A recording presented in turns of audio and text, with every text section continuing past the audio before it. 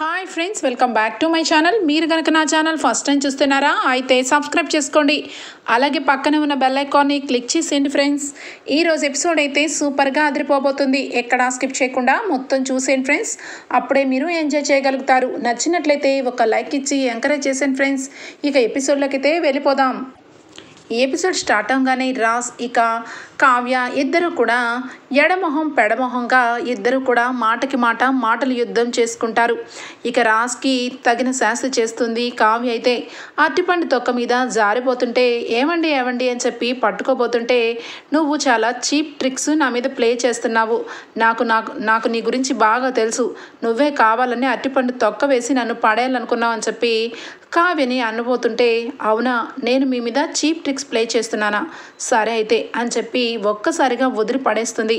కిందకి దెబ్బకి పడిపోతాడు రాజ్. అయితే ఏమండి, మీరు పెళ్లి కాలేని బ్యాచులర్ కదా, అందుకని త్వరలో పెళ్లి చేసుకోండి అని చెప్పి ఇక అక్కడి నుంచి వెళ్ళిపోతుంది కావ్య. ఇక రాజు అయితే దెబ్బకి నడుం విరిగి ఇక అక్కడి నుంచి లేవబోతుంటే పంతులు గారు వచ్చి, ఏంటి బాబు, మీ భార్యేనా? భార్యల మాటలు వినాలి బాబు. భార్యలకి కోపం వస్తే ఇదిగో ఇలాగే జరుగుతుంది అనగానే, నీకెలా తెలుసు నా భార్య అని అనగానే, తెలిసిపోతుందిలే బాబు, భార్యాభర్తలు ఎప్పుడు కూడా ఈ రకంగానే మాట్లాడుకుంటారు, ఆ మాత్రం తెలీదా అని చెప్పి ఇక పంతులు గారు అనడంతో అక్కడి నుంచి రాజ్ సరాసరి ఆఫీస్కి బయలుదేరుతాడు.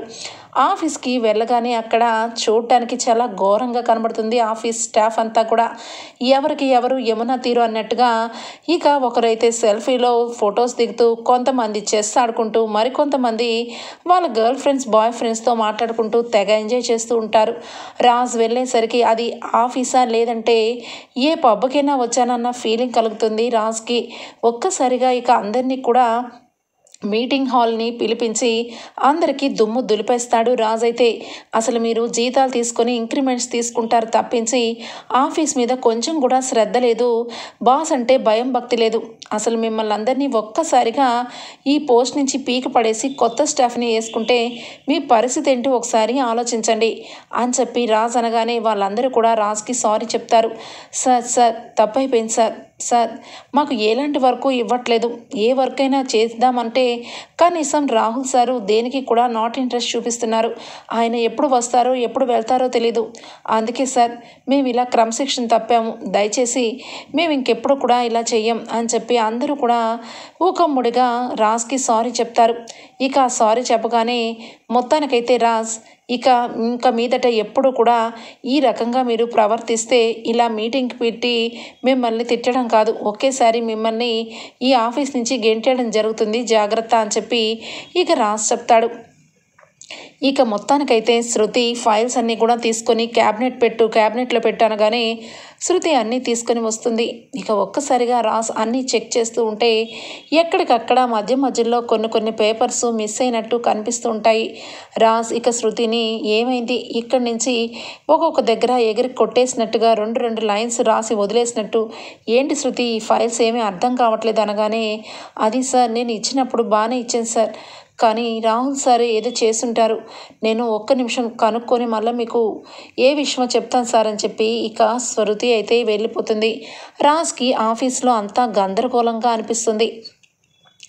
ఇక చాలా రోజులకి రాజ్ ఆఫీస్లో అడుగు పెట్టడం వల్ల ఆఫీసు ఏ వైపు ఎటు నుంచి ఎలా వెళ్ళిపోతుందో కూడా అర్థం కాని పరిస్థితి రాజ్దైతే.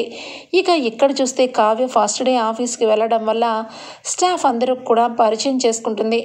ఇక అక్కడ అనామికకి మేనేజర్ అయిన ఆయన కావ్య దగ్గరకు వచ్చి, మీరు మంచి డిజైన్స్ అన్నీ వేసి కంపెనీకి మంచి పేరు ప్రఖ్యాతులు తీసుకురావాలి, మీ డిజైన్స్ పెద్ద కంపెనీ వాళ్ళకి మేము ఇవ్వాలనుకుంటున్నాము, అందుకని న్యూ మోడల్గా ట్రెండీగా మీరు డిజైన్స్ గీయాలి అని చెప్పి చెప్తూ ఉంటే, నేను ట్రై చేస్తానండి, నా వల్ల అయినంత వరకు నేను ఖచ్చితంగా మీకు బెస్టే మీకు ఇవ్వాలనుకుంటాను అని చెప్పి కావ్య ఫస్ట్ డే ఆ రకంగా గడిపేసి ఇంటికి వెళ్ళిపోతుంది.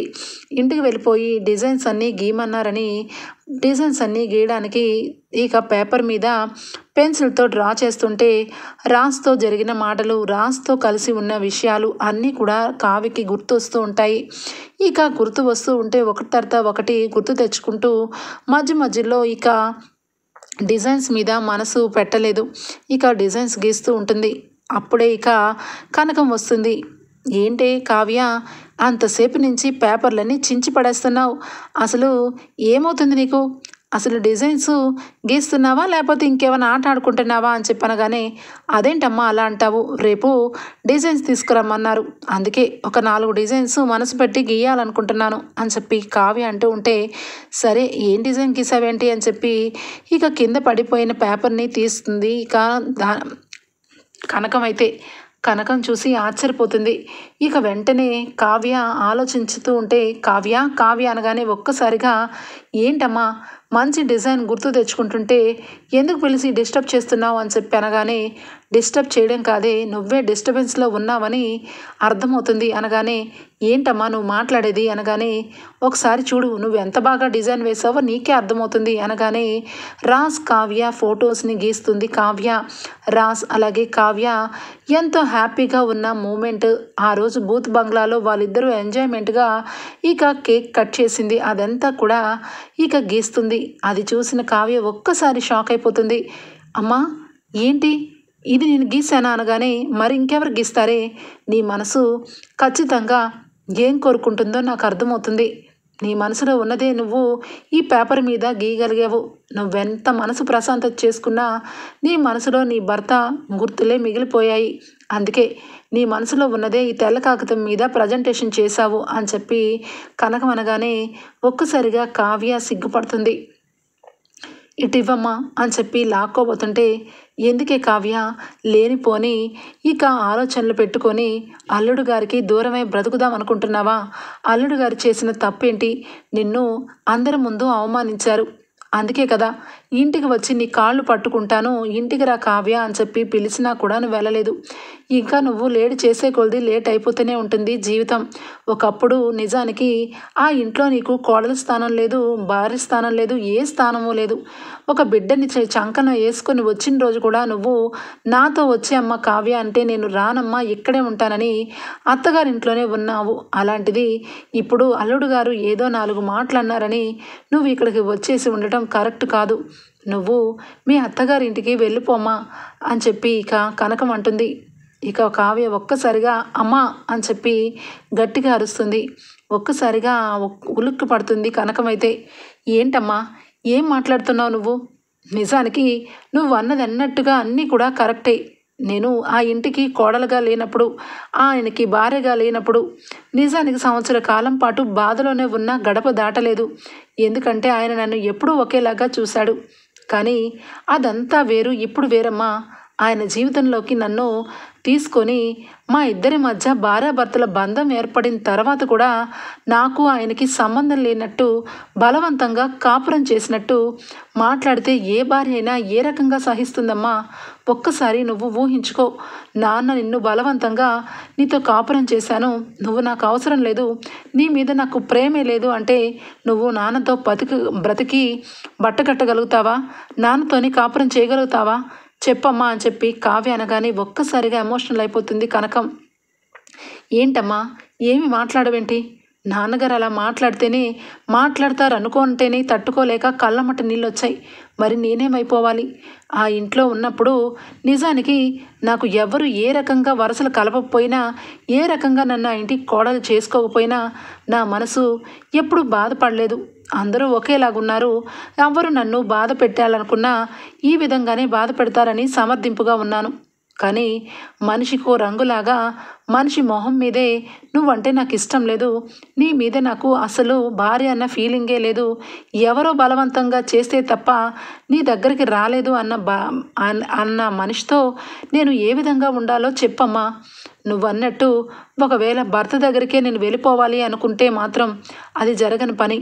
నేను హాస్టల్లో జాయిన్ అయిపోతాను, హాస్టల్ నుంచే నేను ఇక అక్కడే ఉంటాను అని చెప్పి అనగానే కనకం ఎమ్మటే, కావ్య వద్దు, నేను నా కూతురు జీవితం ఏమైపోతుందా అని చెప్పి నేను మాట్లాడాను తప్పించి నీ బాధని అర్థం చేసుకోలేదు.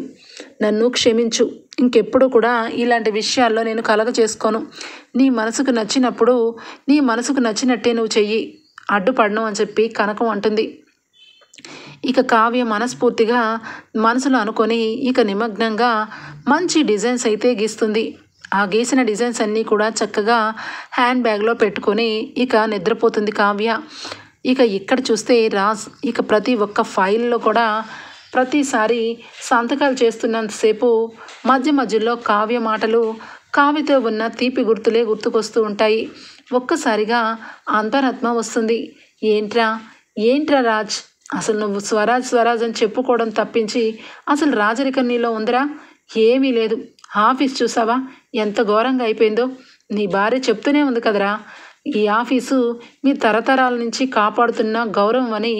ఇప్పుడు చూడు ఒక్కొక్కరు ఏ రకంగా నీకు దర్శనమిచ్చారో. ఇప్పటికైనా కళ్ళు తెరిచి నా భార్య చెప్పింది నిజమే కదా, నేను రానంత వరకు రాహుల్ చేతిలో పెట్టి ఈ ఆఫీస్నంతా మంట కలిపేశాను అన్న ఒక్క మాట చాలరా.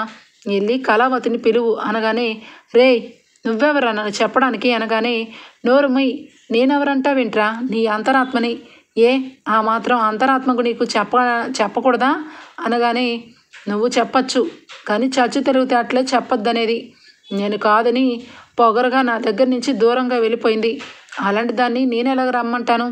తన మీద ప్రేమ ఉంది కానీ తన ముందున్నప్పుడు చూపించను అంతే అనగానే, ఒరేయ్ దీన్నేరా ఈగో అంటారు. ఎందుకురా ఇంత ఘోరంగా తయారయ్యావు? తన మీద ప్రేమ ఉన్నప్పుడు వెళ్ళి తప్పు అయిపోయిందని చెప్పచ్చు కదరా అనగానే, షడప్, నేను అసలు చెప్పను. తను తప్పు చేస్తే నేనెందుకు సారీ చెప్పాలి? అయినా ఇప్పుడు నీతో నాకు ముచ్చట్లు అనవసరం, నాకు చాలా అర్జెంట్ వర్కులు ఉన్నాయి, మర్యాదగా వెళ్ళు అని చెప్పి రాజ్ మనసుని మార్చుకుంటాడు. ఇక బలవంతంగా ఇక మొత్తానికైతే ఫైల్స్ అన్నీ కూడా తారుమారు అయిపోయినవన్నీ కూడా చెక్ చేస్తూ ఒకటి తర్వాత ఒకటి చూస్తూ ఒక్కసారిగా నీరసం అయిపోతాడు రాజ్ అయితే. ఇక మొత్తానికైతే ఈ రకంగానే విషయం జరుగుతూ ఉంటుంది. రాజ్ ఆఫీస్లో క్రమశిక్షణకి విరుద్ధంగా ఉన్న స్టాఫ్ అంతా కూడా రాజ్ చెప్పిన మాట ప్రకారం అందరూ లెక్క ప్రకారం ఇక రోజు ఆఫీస్లో టైం ప్రకారం వస్తూ ఉంటారు. ఇక్కడ కావ్య కూడా చక్కని డిజైన్స్ వేస్తూ అనామిక కంపెనీ వాళ్ళకైతే ఇస్తూ ఉంటుంది, సామంత్ గ్రూప్ ఆఫ్ కంపెనీకి. ఇక అనుకున్న లెక్క ప్రకారం రాజ్ డిజైనర్ లేకపోవడం, రాజ్ దగ్గర మంచి చాకచక్యం కలిగిన కావ్య ఉండటం వల్ల ఇక రాజ్కి చాలా ఆర్డర్స్ వచ్చాయన్న సంగతి ఇక లేటుగా తెలుసుకుంటాడు రాజ్ అయితే. ఇదేంటి శృతి, మనం ఈ టయానికి చాలా గొప్పగా ఎన్నో ఆర్డర్స్ తీసుకున్నాం, ఇప్పుడేంటి 1-2 మినహా ఏమీ లేవు, అవి కూడా ఇక గాలికి ఊగుతున్నట్టుగా తర్జనా భర్జనాగా ఇంకా మనవి సొంతమే చేసుకోలేదు, ఎందుకు ఇలా అని చెప్పి అడగగానే, అదేంటి సార్ అలా అంటారు, మ్యామ్ వేసే డిజైన్స్కి పిచ్చగా ఫ్యాన్స్ ఉన్నారు సార్, అందువల్ల ఎవరు కూడా మన డిజైన్స్ని ఇష్టపడట్లేదు, అందుకే మ్యామ్ని కూడా పిలవండి సార్, ఖచ్చితంగా ఈ టైంలో మ్యామ్ అవసరం ఎంతో ఉంది, లేదంటే మీకు తెలిసిందే కదా కంపెనీ ఇప్పటికే చాలా వరకు ఎవ్వరూ కూడా మనకి ఆర్డర్స్ ఇవ్వట్లేదు అని చెప్పాను. కానీ షడప్ శృతి, నీకు సలహాలు ఇమ్మని అడగలేదు, ఇక్కడ జరిగే విషయం చెప్పమంటున్నాను అంతే అని చెప్పి ఇక రాజ్ అంటాడు. ఇక్కడ ఆఫీస్లో కావ్య వేసిన డిజైన్స్ ఇక సామంత్ గ్రూప్ ఆఫ్ కంపెనీలో చాలా మంచి పేరు తెచ్చిపెడుతూ ఉంటాయి. చాలా పెద్ద ఆర్డర్స్ మిడిల్ క్లాసు, లో క్లాసు, హై క్లాస్కి సంబంధించిన టోటల్కి అందరికీ వర్తి అయ్యే డిజైన్స్ కావ్య గీయటం వల్ల ఇక సామంత్ గ్రూప్ ఆఫ్ కంపెనీ ఇక టర్నోవర్ పెరిగిపోతూ ఉంటుంది. రాజ్ కంపెనీకి ఆర్డర్స్ అన్నీ వెనక్కి వెళ్ళిపోతూ ఉంటాయి. ఇది ఇలా జరుగుతూ ఉంటే ఇక సామంత్ అలాగే రాజ్ ఎదురు బదురు పడతారు. సామంత్ని ఇక రాజ్ అయితే, ఏంటి నా ఎదురుగా వచ్చి నాకే డాష్ ఇచ్చి మాట్లాడుతున్నావు, ఎందుకు వచ్చావు అని చెప్పి అడుగుతాడు.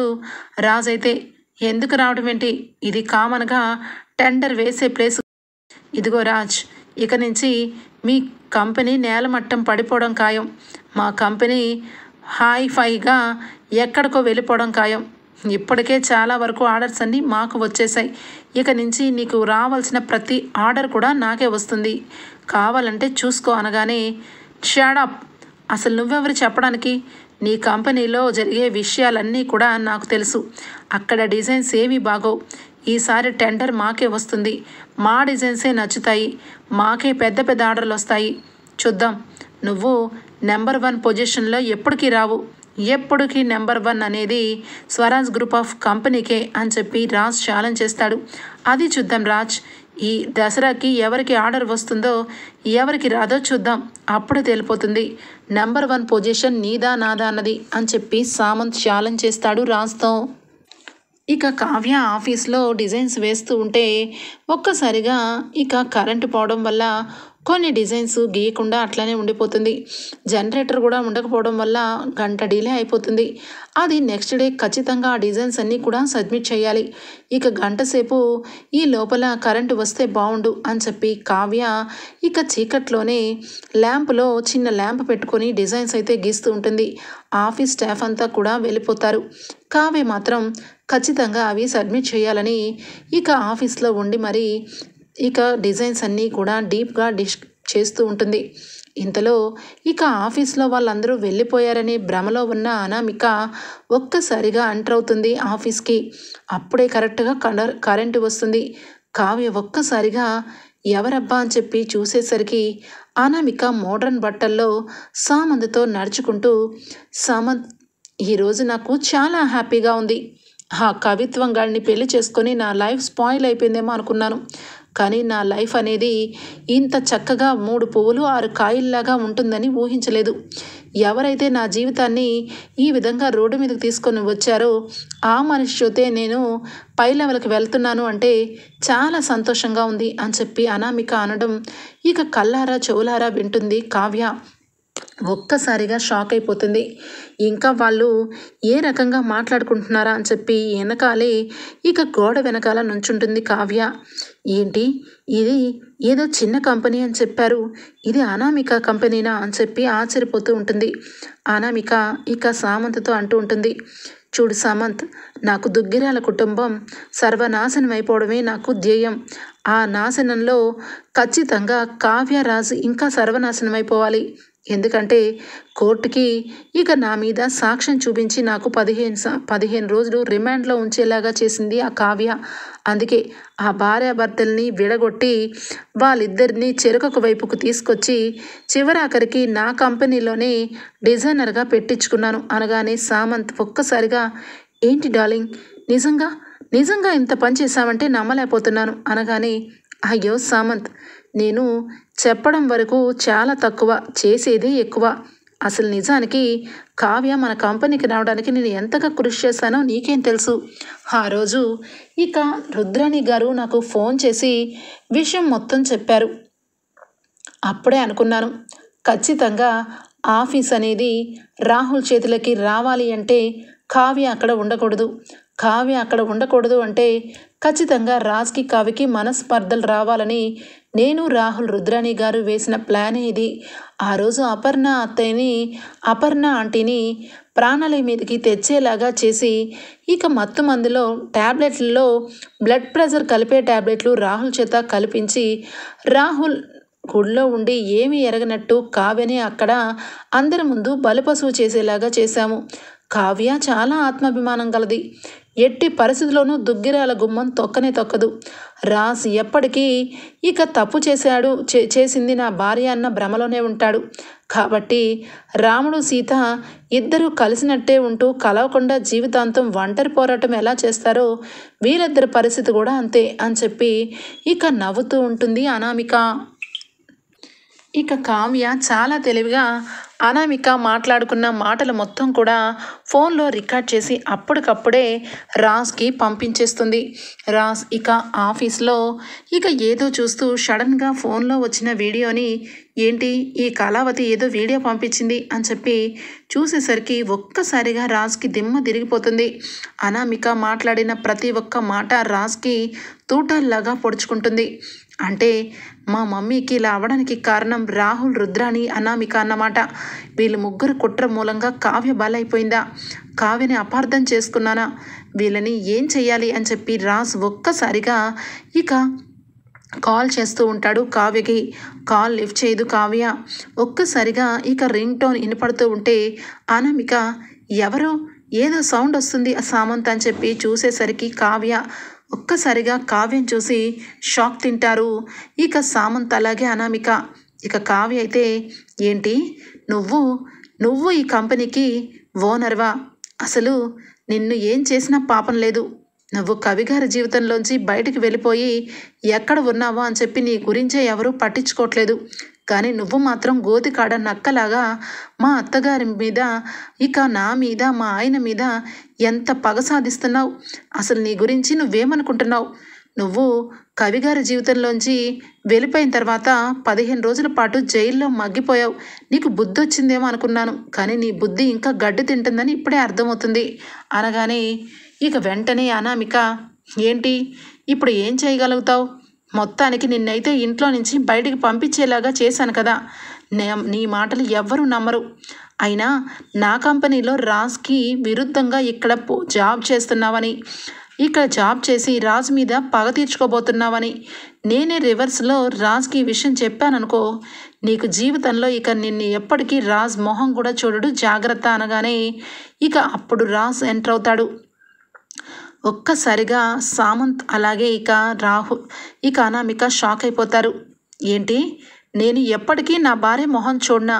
నువ్వది కలగంటున్నావా లేకపోతే ఇంకా ఇంకేమన్నా అనుకుంటున్నావా? నా భార్య కళావతిని నేను మొహం చూడకుండా ఉండి బ్రతకగలనా? ఏదైనా తప్పు ఒప్పు చేసినా ఏదో చిన్న చిన్న మిస్టేక్స్ వల్ల మేమిద్దరం ఎడమొహం పెడమొహంగా చెరకు దగ్గర ఉంటున్నామేమో కానీ మా మనసులు మాత్రం ఒక్కటే ఉంటున్నాయి. చూడు అనామిక, ఇంతవరకు నిన్ను నేను ఎప్పుడూ ఏ రోజు కూడా ఒక్క మాట కూడా అనలేదు. ఎందుకు అంటే ఎంతైనా నా తమ్ముడు ప్రేమించి నిన్ను పెళ్లి చేసుకున్నాడని. కానీ నువ్వు ఏం చేసావు? చాలా పెద్ద ద్రోహం చేసావు.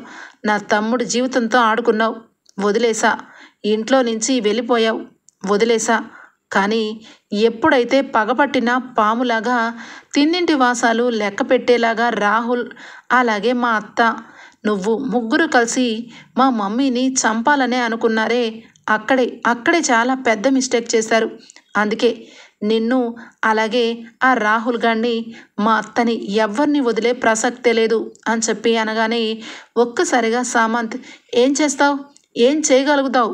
నా భార్య, నా కాబోయే భార్యనే ఇన్ని మాటలు అంటున్నావేంటి అనగానే, షడప్ సామంత్, ఈ విషయంలో నువ్వు కలగజేసుకున్నావంటే నిన్ను కూడా పోలీస్ స్టేషన్లో వేయించగలను అని చెప్పి అనగానే, ఏంట్రా నువ్వు వేయించేది అని చెప్పి సామంత్ అలాగే రాజ్ ఇద్దరు కూడా ఇక కొట్టుకుంటూ ఉంటారు. సామంత్ని ఇక మెడబెట్టి బాగా ఇక పక్కకి జరిపేస్తాడు. ఇక రాజ్ అయితే ఏమండి అని చెప్పి కావ్య ఇక అడ్డుపడుతూ ఉంటే, ఒక్క నిమిషం కళావతి, వీళ్ళ సంగతి తెలుస్తాను అని చెప్పి రాజ్ ఇక సామంత్ మీదకి వెళ్తూ ఉంటాడు. సామంత్ కూడా రాజ్ మీదకి వస్తూ ఉంటాడు. ఇక సామంత్ అలాగే రాజ్ ఇద్దరు కూడా కొట్టుకోబోయి కావ్య ఇక పక్కన జరిగేసరికి రాజ్ని ఒక్కసారిగా ఇక కత్తితో పొడవడం జరుగుతుంది. సామంత్ అయితే ఇక వెంటనే రాజ్ కింద పడిపోతాడు. ఇక రాజ్ని తీసుకొని కావ్య హాస్పిటల్లో జాయిన్ చేస్తుంది. రాజ్ చాలా స్పృహ కోల్పోయి ఉంటాడు. జరిగిన విషయాలన్నీ కూడా కావ్యకి అర్థమైపోతాయి. రాహుల్ అలాగే రుద్రాని ఇద్దరు కలిసి ఇక కావాలనే ఇంత ప్లాన్ చేశారని అర్థం చేసుకున్న కావ్య చాలా బాధపడుతుంది. ఇక దుగ్గిరాల కుటుంబం అంతా రాజ్ ఇక హాస్పిటల్లో అలా కట్టుకొని హాస్పిటల్లో ఉండడం చూసి దుగ్గిరాల కుటుంబం ఉలిక్కి పడుతుంది. అమ్మ కావ్య, ఏమైంది? రాజ్కి ఎవరి రకంగా చేశారు అని చెప్పి అపర్ణ అడుగుతూ ఉంటే, కావ్య, ముందు ఆయనకి మెలకువ రావాలత్తయ్య, జరిగిందంతా కూడా నేను చెప్తాను, ముందు ఆయనకి మెలకువ రానివ్వండి అని చెప్పి కావ్య అయితే చెప్తూ ఉంటుంది. ఇక ఒక్కసారిగా అక్కడికి రుద్రాణి అలాగే రాహుల్ ఇద్దరు కూడా వచ్చి, ఈ కావ్య ఏదో చేసుండొచ్చు మన రాజ్ అంటే ఈ కావ్యకి మొట్టమొదటి నుంచి ఇష్టం లేదు, బలవంతంగానే వాడి జీవితంలోకి వచ్చి ఏదో వాడికి చేసింది, చెప్పు ఏం చేసావు మా రాజుని అని చెప్పి కావ్యని నిలదీస్తూ ఉంటుంది.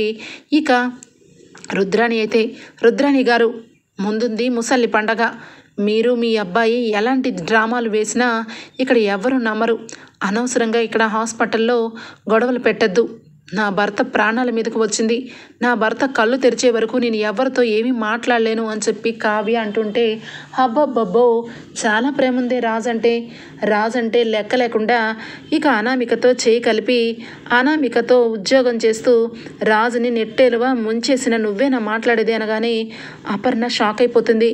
హే రుద్రాణి, ఏం మాట్లాడుతున్నావు అనగానే, అవును వదినా, నీకు తెలియదు కదా, మన కంపెనీ కిందకి జారిపోవడానికి కారణం ముఖ్యంగా ఈ కావ్యే.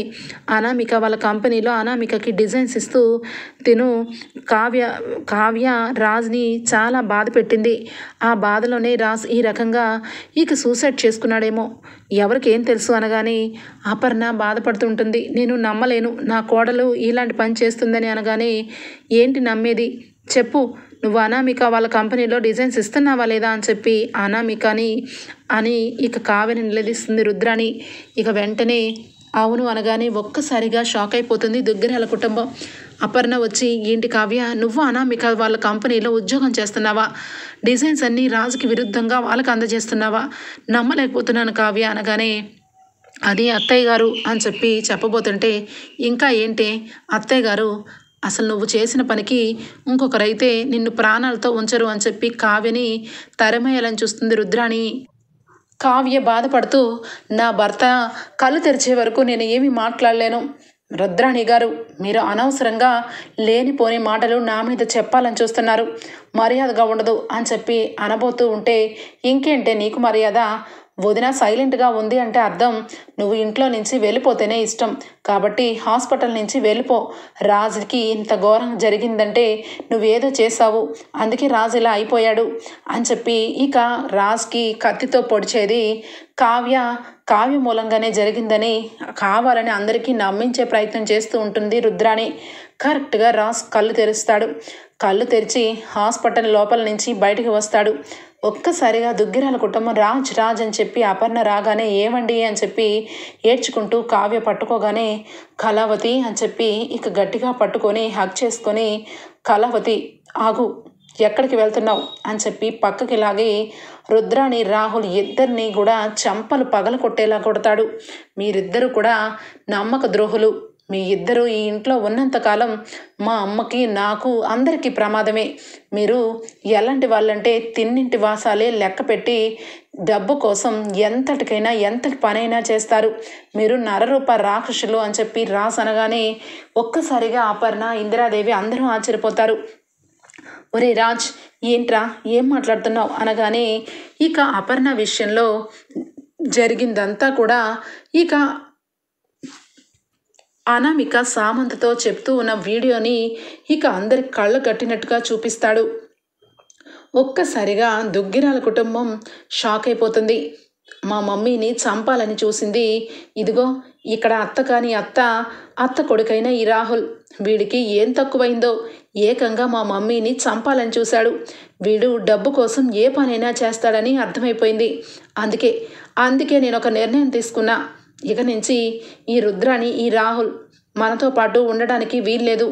కావాలంటే నువ్వు ఈ ఇంట్లో ఎప్పటి నుంచో ఇక్కడే పడి తింటున్నావు కాబట్టి నీ పేరు మీద ఎంతో కొంత ఆస్తి రాసిస్తాము, అంతేగాని నీ మొహం ఈ ఇంట్లో కనబడడానికి వీల్లేదు, మర్యాదగా వెళ్ళిపో అని చెప్పి రాజ్ అనగానే ఇక వెంటనే సీతారామయ్య, ఇక ప్రకాశం, సుభాష్ రాజ్ మాటలకి వ్యతిరేకరిస్తారు.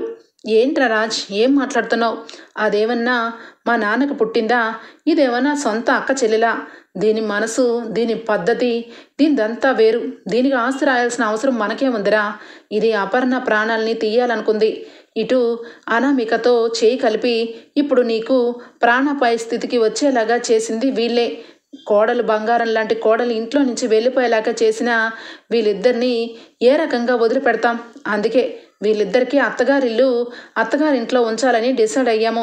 పోలీసులు వస్తున్నారు, ఇదిగో రుద్రాణి, నువ్వు నీ కొడుకు జీవితాంతం చెప్పుకుడితేనండి అని చెప్పి అనగానే ఇక వెంటనే స్వప్న ఎంతైనా నువ్వు కడుపుతో ఉన్నావు, నీ కడుపులో ఉన్న బిడ్డకి తండ్రి నేను, కాబట్టి కనీసం నువ్వేనా చెప్పు అని చెప్పి రాహుల్ అంటే ఉంటే, ఎవడు నా కడుపులో ఉన్న బిడ్డకి తండ్రి, నువ్వేనా